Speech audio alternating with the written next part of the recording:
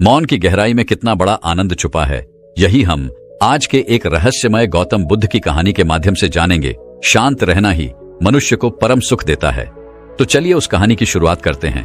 एक बार एक वाचाल एक गुरु के आश्रम में शिक्षा ग्रहण करने के लिए आया हुआ था।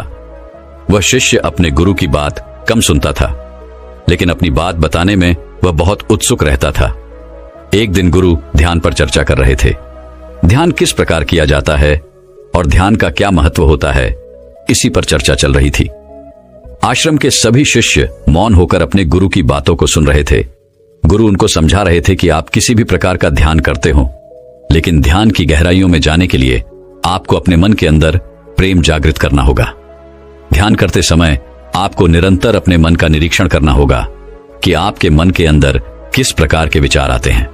गुरु अपनी बात पूरी कर पाते, इससे पहले ही वो वाचाल शिष्य बीच में ही बोल पड़ा। उसने कहा, गुरुजी, मैं बहुत दिनों से अपने मन का निरीक्षण कर रहा हूं।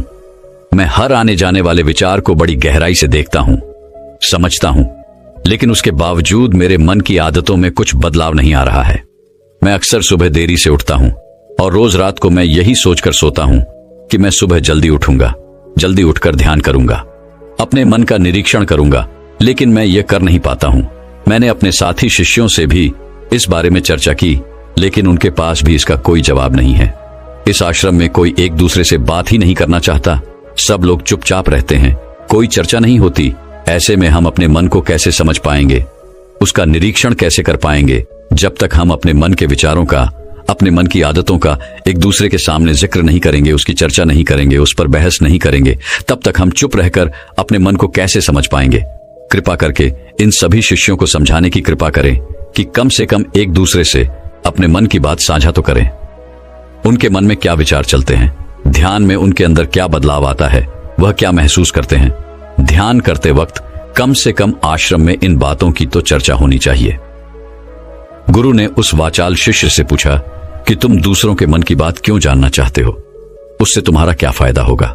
क्या तुम्हें आत्मनिरीक्षण करने के लिए दूसरे के मन के विचार जानना जरूरी है? उनके मन में क्या चलता है, इससे तुम्हारा क्या फायदा होगा? क्या तुम मुझे इस बात का उत्तर दे सकते हो? वाचाल शिष्य ने अपने गुरु से इस प्रकार के उत्तर की अपेक्षा नहीं की थी। उसने सोचा कि बात तो गुरुजी ठीक कह रहे हैं, इससे मेरा क्या फायदा होगा। अगर मैं दूसरे के मन की बात जान भी लूंगा या फिर दूसरों के सामने अपने मन की बात बता भी दूंगा, तो उससे मेरा क्या फायदा होगा? क्या मैं अपने मन को समझ पाऊंगा? वो वाचाल शिष्य अपने ही द्वारा किए गए प्रश्न में उलझ चुका था। उसके पास इसका कोई उत्तर नहीं था, लेकिन फिर भी उसने दूसरे शिष्यों के सामने अपनी बात को ऊंचा दिखाने के लिए गुरुजी से कहा कि गुरुजी, अगर हमें यह पता चल जाएगा कि दूसरे के मन में क्या विचार चलते हैं और उन विचारों का वो ध्यान में जाकर किस प्रकार निरीक्षण करते हैं, तो इससे तो हमें भी ध्यान लगाने में आसानी रहेगी। हम भी अपने ध्यान में उसी प्रकार अपने विचारों का निरीक्षण कर पाएंगे, अपने मन को समझ पाएंगे। क्या आपको नहीं लगता कि गहरा ध्यान लगाने के लिए किन बातों का ध्यान रखा जाए, किस प्रकार अपने मन का निरीक्षण किया जाए? इस बात की चर्चा करने से दूसरे शिष्यों का भी भला हो सकता है। गुरुजी ने उससे पूछा कि मान लो कोई शिष्य गहरा ध्यान लगा पाता है और अगर वो तुम्हें अपनी मनोदशा बता भी दे कि किस प्रकार वो अपने मन का निरीक्षण करता है, अपने विचारों का निरीक्षण करता है, तो तुम्हें क्या लगता है कि यह जानकर तुम भी गहरे ध्यान में उतर पाओगे? अगर तुम ऐसा सोच रहे हो तो मैं तुम्हें एक बात बता दूं कि तुम अपने ही मन के बनाए हुए जाल में खुद फंस जाओगे। अगर तुम्हें कोई ऐसी प्रक्रिया पता चल गई कि गहरे ध्यान में किस प्रकार प्रवेश किया जाता है, तो तुम्हारा मन उसी प्रक्रिया का अनुसरण करने की कोशिश करेगा। तुम वर्तमान में उपस्थित होकर अपनी मनोदशा नहीं समझ पाओगे, बल्कि तुम्हारा मन तो उस प्रक्रिया के विचारों में उलझा रहेगा। तुमने अपने मन को एक काम दे दिया करने के लिए और तुम्हारा मन उसी काम को करता रहेगा।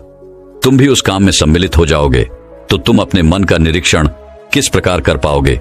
क्योंकि तुम तो खुद अपने मन के साथ सम्मिलित हो गए, तुम तो खुद अपने मन के साथ एक हो गए। गुरुजी ने बताया कि तुम अपने मन को तभी समझ सकते हो जब तुम अपने मन से अलग हटकर अपने मन को देख पाओ, अपने मन की चाल को दूर से खड़े होकर समझ पाओ। जिस भी विषय को या जिस भी चीज को तुम्हें समझना हो, तुम्हें उसे अलग होकर देखना होगा। अगर तुम उसके साथ एक हो गए तो तुम उसको कभी नहीं समझ पाओगे, तुम उसके साथ सम्मिलित हो जाओगे। जिस प्रकार तुम अपने विचारों को समझने की कोशिश करते हो, लेकिन विचारों को समझते समझते तुम अपने ही में खो जाते हो। कभी अनुभव किया है तुमने? शिष्य ने हाँ में सर हिलाते हुए कहा कि गुरुजी, जब भी मैं अपने विचारों का निरीक्षण करने लगता हूं तो ऐसा ही होता है। मैं अपने ही विचारों में खो जाता हूं। कुछ समय बाद मुझे ध्यान में आता है कि मैं अपने विचारों का निरीक्षण कर रहा था, तो उसके बाद मैं फिर से अपने विचारों देखने वाला बन जाता हूं, उनका साक्षी बनने की कोशिश करने लगता हूं। लेकिन कुछ समय बाद मैं फिर से अपने विचारों के साथ एक हो जाता हूं। गुरुजी ने सभी शिष्यों को समझाते हुए कहा कि जिस प्रकार एक गुस्से से भरा हुआ आदमी कभी भी अपने गुस्से का निरीक्षण नहीं कर पाता, क्योंकि वो खुद अपने गुस्से के साथ एक हो जाता है। वो अपने गुस्से को ही अपना अस्तित्व मान लेता है और इसीलिए वो कभी नहीं देख पाता कि यह गुस्सा उसके मन को किस प्रकार प्रभावित कर रहा है, किस प्रकार यह गुस्सा उसके मन को दुखी कर जाएगा। वह कभी नहीं देख पाएगा, क्योंकि उसके पास वह कला नहीं है कि वह अपने गुस्से को अपने से अलग करके देख पाए। इसी चीज के लिए सारे अभ्यास बने हुए हैं, ताकि तुम सिर्फ एक दृष्टा, एक साक्षी बनकर सभी चीजों को उसके परिपूर्ण, उसके असली स्वरूप में देख पाओ। और जब तुम सभी चीजों का, सभी विचारों को असली स्वरूप में देख लेते हो, तब तुम्हें उसकी अनित्यता पता चलती है। तब तुम्हें पता चलता है कि ये सब आने जाने वाली चीजें हैं, लेकिन चेतना, कॉन्शियसनेस, वह हमेशा इंसान के साथ रहती है। वह दृष्टा, वह साक्षी जो उसको देख रहा है, वह हमेशा जीवित रहता है। वह कभी नहीं मरता, वह नित्य है और वही चेतना होती है। चेतना किसी भी चीज से कभी भी बंधी हुई नहीं होती। चेतना तुम्हारा होश है। दूसरी चीजों को उनके स्वरूप में देख पाने की कला तुम्हें तुम्हारी चेतना से ही मिलती है। जिस प्रकार तुम्हारी चेतना होगी, उतने ही अच्छे तरीके से तुम चीजों से अलग हटकर उनको देख पाने में सक्षम हो पाओगे। इसलिए अपनी चेतना को ऊपर उठाने का काम करो, ताकि तुम अपनी चेतना से किसी भी चीज का असली स्वरूप देखने में सक्षम हो पाओ।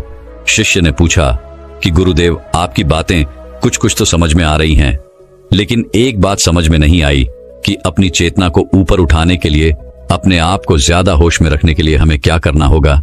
इस पर चर्चा करते हुए गुरु ने बताया कि तुम मौन होकर, चुप होकर सिर्फ अपने विचारों को, अपने मन की प्रक्रियाओं को, अपने अनुभवों को देखना शुरू करो।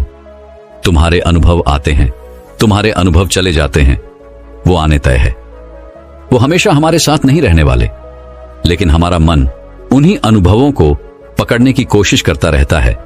जब तुम्हें कोई अच्छा अनुभव होता है तो तुम्हारा मन चाहता है कि तुम्हें बार बार वही अनुभव हो, और उसी अनुभव को लेने के चक्कर में तुम्हारा मन तुम्हें फंसाता चला जाता है। तुम्हारी चेतना तुम्हारे मन के अधीन हो जाती है। वही होता है एक सिगरेट पीने वाले के साथ, वही होता है एक शराब पीने वाले के साथ, और वही होता है हर बुरी आदत अपनाने वाले के साथ, कि उसकी चेतना उसके मन की गुलाम हो जाती है। अगर तुम अपने चेतना को अपने मन से आजाद करना चाहते हो तो सबसे पहले मौन रहना सीखो। तुम्हारे ज्यादा बोलने की आदत, दूसरों से उनके अनुभव सुनने की आदत तुम्हारे मन को और ज्यादा भर देगी। लेकिन अपने चेतना को आजाद करने के लिए तुम्हें अपने मन को खाली करना सीखना होगा। जब तुम अपने मन को खाली करोगे, तब तुम्हें अपनी चेतना का असली रूप दिखाई देगा। तब तुम्हें पता चलेगा कि मौन रहकर, चुप रहकर अपनी चेतना को कैसे ऊपर उठाया जाए, कैसे हमेशा चैतन्य रहा जाए। चैतन्य रहना ही हमारा असली स्वरूप होता है, लेकिन हम उसे भूल चुके हैं अपने मन के अधीन होकर। इसीलिए अपने चेतना को अपने मन से छुटकारा दिलाना होगा। इसके लिए तुम चुप रहकर अपने मन के विचारों को देखना शुरू करो, उसके अनुभवों को महसूस करना शुरू करो। जब तुम अपने मन के साक्षी हो जाते हो, अपने मन के दृष्टा हो जाते हो, उसे देखने वाले हो जाते हो, तब तुम्हें पता चलता है कि तुम्हारे मन में एक विचार जाता है तो दूसरा आ जाता है, दूसरा जाता है तो तीसरा आ जाता है।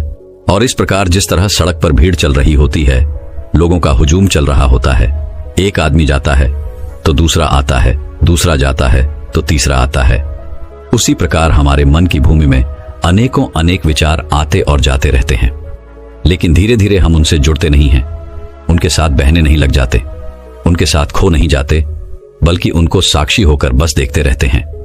और देखते देखते धीरे धीरे उस सभी विचार विलीन होने लगते हैं, और उसके बाद हमारे मन की भूमि पूरी तरह से खाली हो जाती है। और अब हमें पहली बार अपने चैतन्य होने का पता चलता है। हमें पता चलता है कि हमारी चेतना ही हमारा असली आनंद है, वही हमारा स्वरूप है, और उसके लिए अपने मन की भूमि से खरपतवार हटानी जरूरी होती है। उसके लिए मेहनत नहीं करनी, बस उन विचारों को देखते रहना है।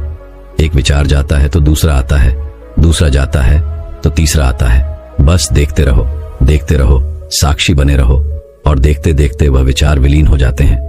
लेकिन इसके लिए तुम्हें चुप रहकर अभ्यास करना होगा। चुप रहकर अपने विचारों का आत्मनिरीक्षण करना होगा। अपने मन की भावनाओं को समझना होगा। कब तुम्हें गुस्सा आता है, कब तुम्हें खुशी होती है, उसे अलग खड़े होकर देखना होगा।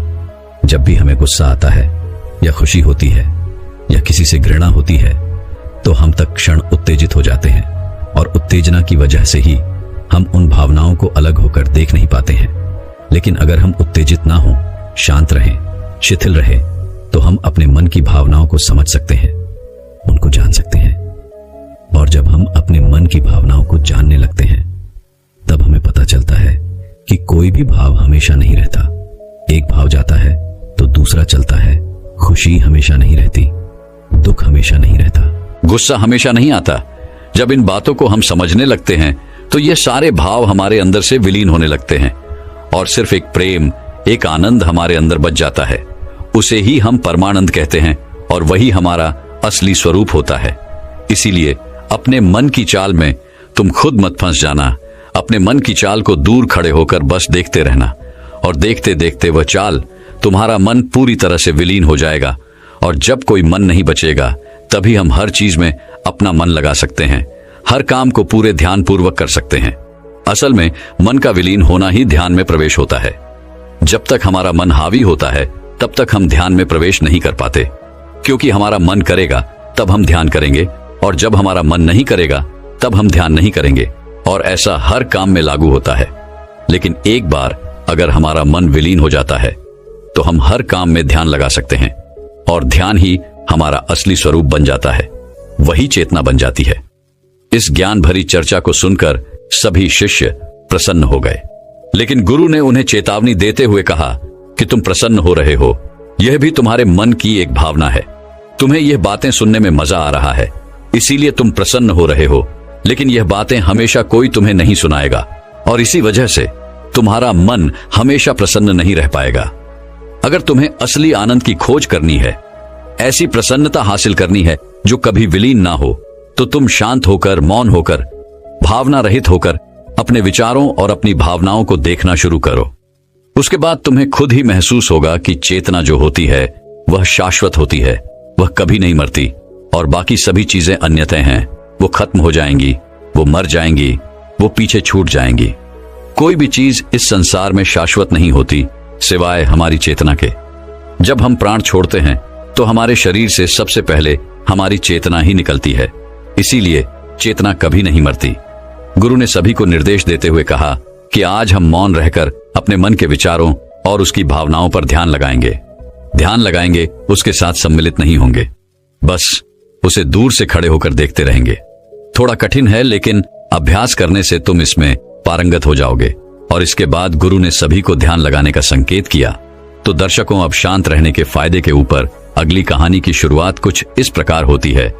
गौतम बुद्ध अक्सर अपने शिष्यों से कहा करते थे कि दुनिया की सबसे तेज छुरी हमारी जबान है और दुनिया के सबसे खतरनाक हथियार हमारे शब्द हैं, जो बिना किसी खून खराबे के लोगों को अंदर ही अंदर मार सकते हैं।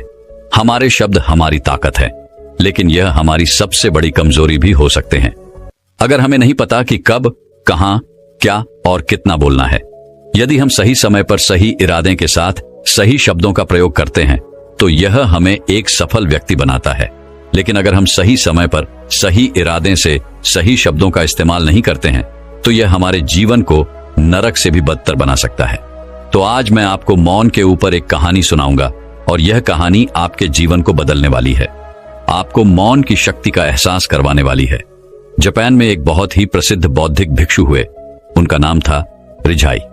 रिझाई अकेले रहते थे, जंगल के पास, दुनिया के शोर शराबे से दूर। रिझाई एक बहुत ही बड़े ध्यानी व्यक्ति थे और इसीलिए वो पूरे जापान में बहुत प्रसिद्ध थे। एक दिन एक राजकुमार रिझाई के पास आया और बोला, प्रिय भिक्षु, मैं हमेशा थका हुआ, निराश और परेशान महसूस करता हूं। मेरा मन बहुत आसान रहता है।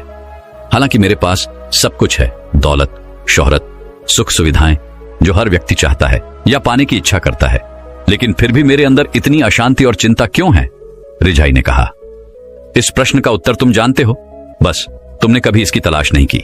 रिझाई ने आगे कहा, मैं एक प्रयोग करना चाहता हूं। क्या तुम करना चाहोगे? इस प्रयोग के बाद तुम्हारे जीवन में किसी भी तरह की अशांति और चिंता नहीं रहेगी। यह सब सुनकर राजकुमार बहुत हैरान हुआ।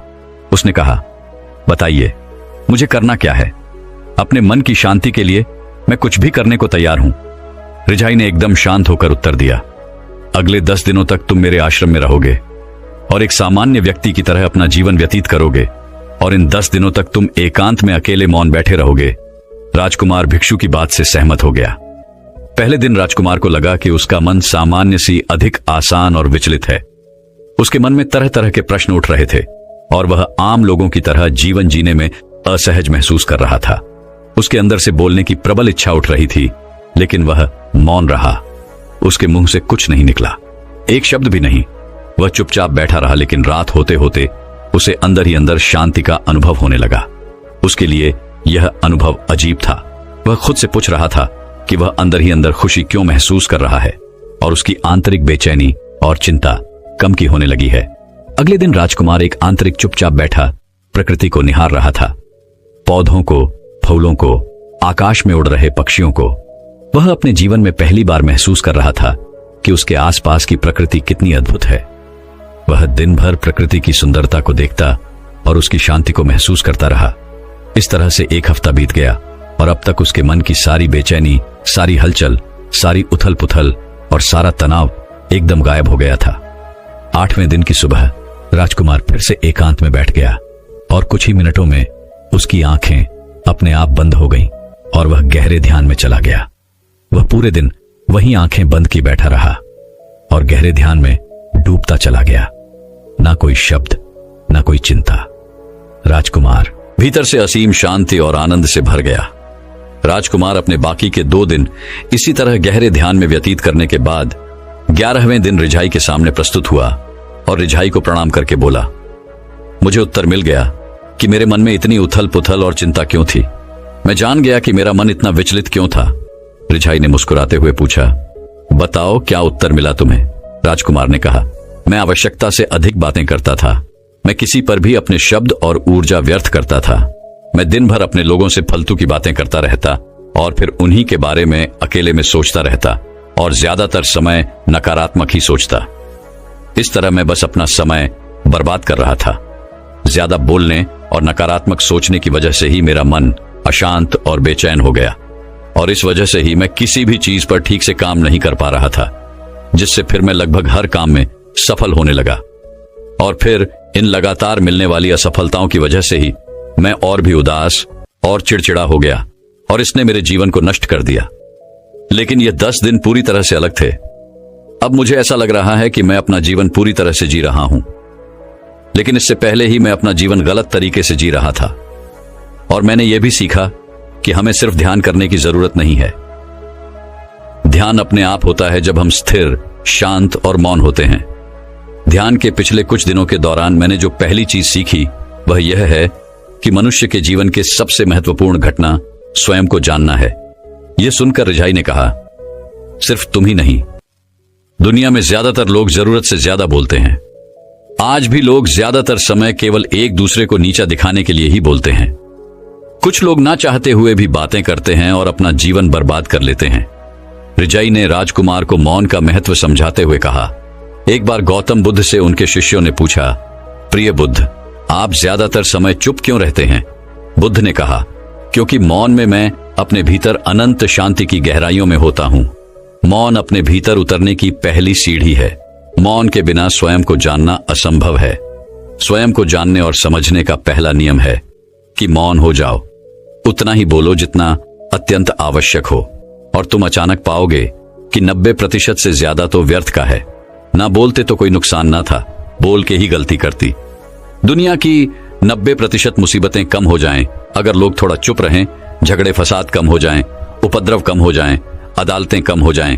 अगर लोग थोड़ा चुप रहना सीख लें, संसार की बहुत सारी समस्याएं बहुत सारों उपद्रवों सिर्फ बोलने से पैदा होते हैं।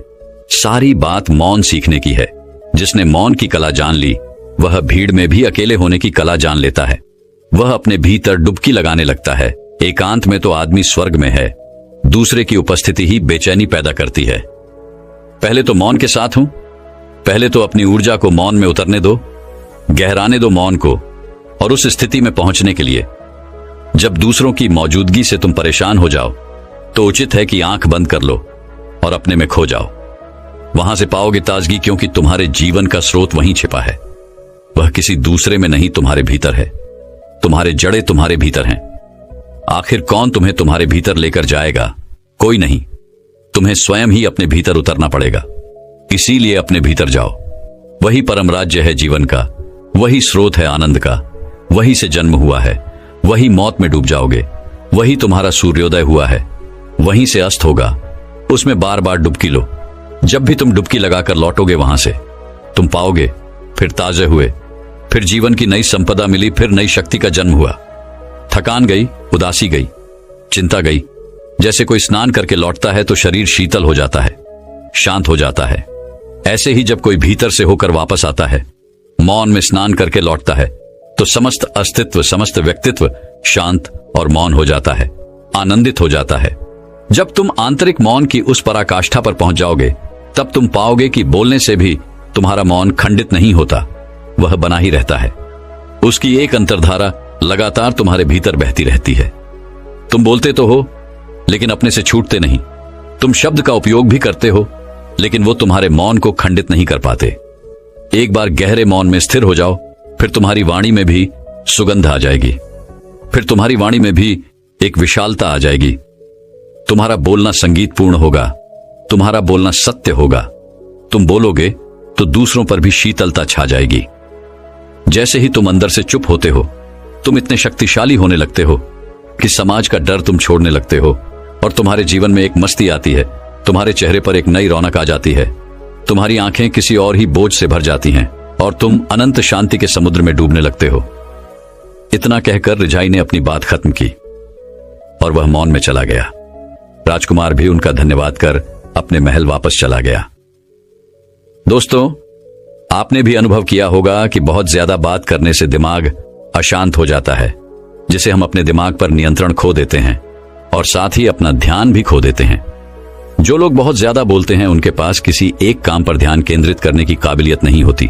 वह अपने किसी भी लक्ष्य पर पूरी तरह से केंद्रित नहीं हो पाते, और अगर हम केंद्रित नहीं हैं तो जीवन की सच्चाई को समझ नहीं पाएंगे और ना ही कभी मनचाही सफलता हासिल कर पाएंगे।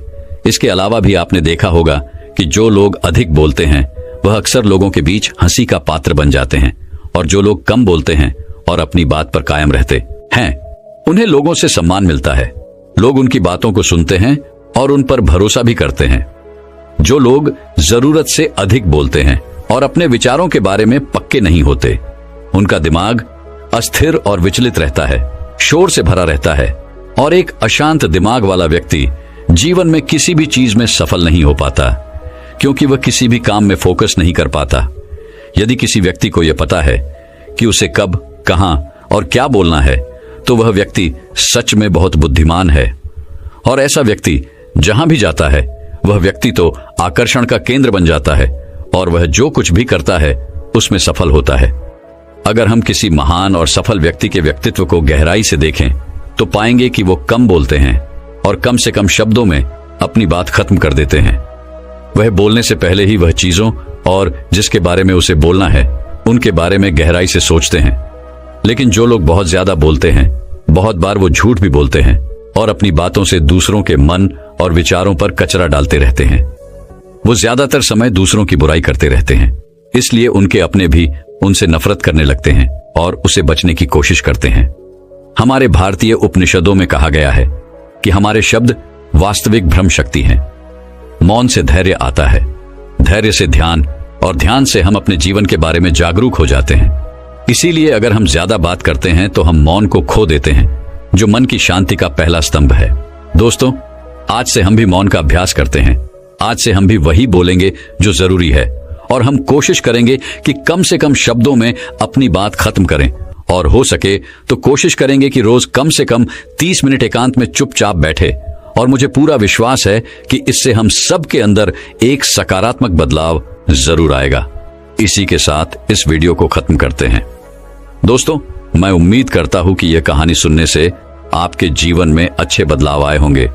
आपको इस वीडियो से क्या सीखने मिला, ये कमेंट करके जरूर बताएं, और अपने परिवार, दोस्तों या आपके करीबी इंसान के साथ ये कहानी शेयर करके उन्हें भी इस ज्ञान से परिचित करवाए। बाकी अगर आपको यह वीडियो दिल से अच्छी लगी हो तभी इस वीडियो को लाइक कर देना, और आपने अब तक इस चैनल को सब्सक्राइब न किया हो तो चैनल को सब्सक्राइब भी जरूर कर देना। आपका हर दिन शुभ हो और खुशियों से आपका जीवन भरा रहे। धन्यवाद। नमो बुद्धाय।